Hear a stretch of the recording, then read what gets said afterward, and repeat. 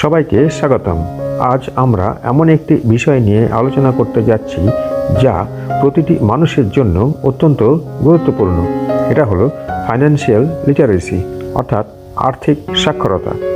শুরুতে এটা হয়তো জটিল মনে হতে পারে, কঠিন মনে হতে পারে, তবে আসলেই এটি সহজ।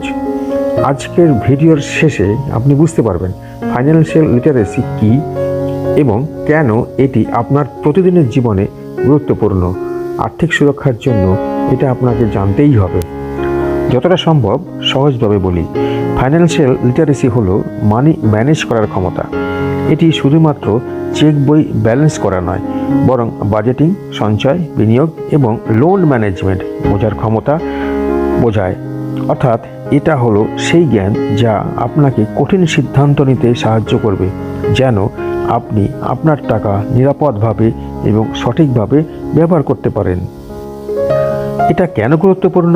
কারণ ফাইন্যান্সিয়াল লিটারেসি আপনাকে এমন সিদ্ধান্ত নিতে সক্ষম করে যা আপনার আর্থিক জীবনকে আরও সহজ এবং নিরাপদ করে তোলে।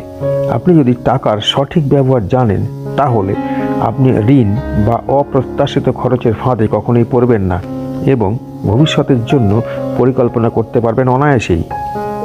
ফাইন্যান্সিয়াল লিটারেসি অনেক বিষয়কে অন্তর্ভুক্ত করে, যেমন বাজেটিং, অর্থাৎ মাসিক আয় এবং খরচকে ট্র্যাক করা, যেমন সঞ্চয়, ছোট এবং বড় লক্ষ্য পূরণের জন্য টাকা সঞ্চয় করা, বিনিয়োগ, স্টক, বন্ড এবং মিউচুয়াল ফান্ডে টাকা বিনিয়োগ করা, এবং ঋণ ব্যবস্থাপনা, অর্থাৎ ঋণ এবং ক্রেডিট কার্ড ব্যবহার করার ক্ষমতা।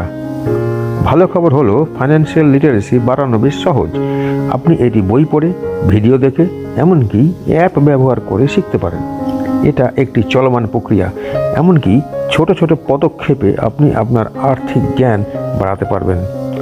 এটা হলো ফাইন্যান্সিয়াল লিটারেসি। আপনি যত বেশি মানি ম্যানেজিং সম্পর্কে জানবেন, তত বেশি আত্মবিশ্বাসী এবং দক্ষ হবেন।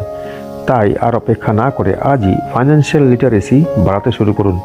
কমেন্টে জানান আপনি কোন আর্থিক বিষয় নিয়ে আরও জানতে চান, এবং অবশ্যই লাইক, শেয়ার এবং সাবস্ক্রাইব করতে ভুলবেন না।